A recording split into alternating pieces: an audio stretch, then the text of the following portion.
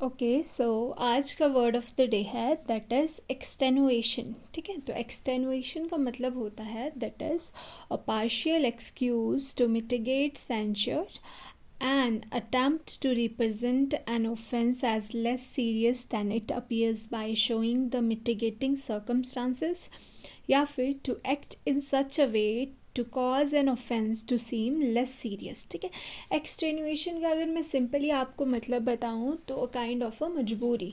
ठीक है, नॉट 100% मजबूरी हम बोलेंगे, बट एक तरह से मजबूरी जैसी होती है वैसा ही हमारे पास वर्ड होता है एक्सटेनुएशन।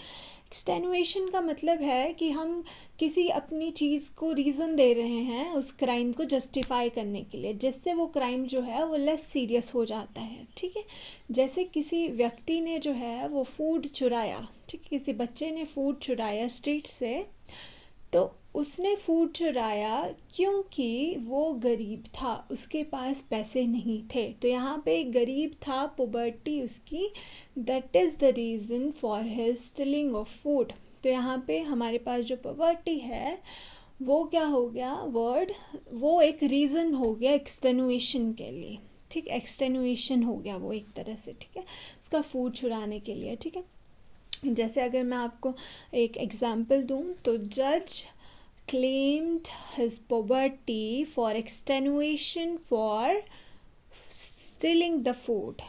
ठीक है, जज ने उसकी पॉवर्टी को क्या करा, पॉवर्टी को रीज़न बताया उसके फूड को चोरी करने के लिए। ठीक है, तो एक्सटेनुएशन एक ऐसा वर्ड है जो हमारे क्राइम को जो है वो उसकी सीरियसनेस को रिड्यूस कर देता है। ठीक है, जैसे कुछ बच्चे जो हैं माइनर जो होते हैं 18 ईयर से कम, वो कुछ क्राइम कर देते हैं गलती से। वो क्या करते हैं, किसी गन को पकड़ के किसी को शूट कर देते हैं। ठीक है, वैसे तो ये एक मेजर क्राइम है, बट उसकी सीरियसनेस कम इसलिए हो जा रही है क्योंकि वो माइनर है, उसको इतनी समझ नहीं है। May be he is 10 to 11 years old.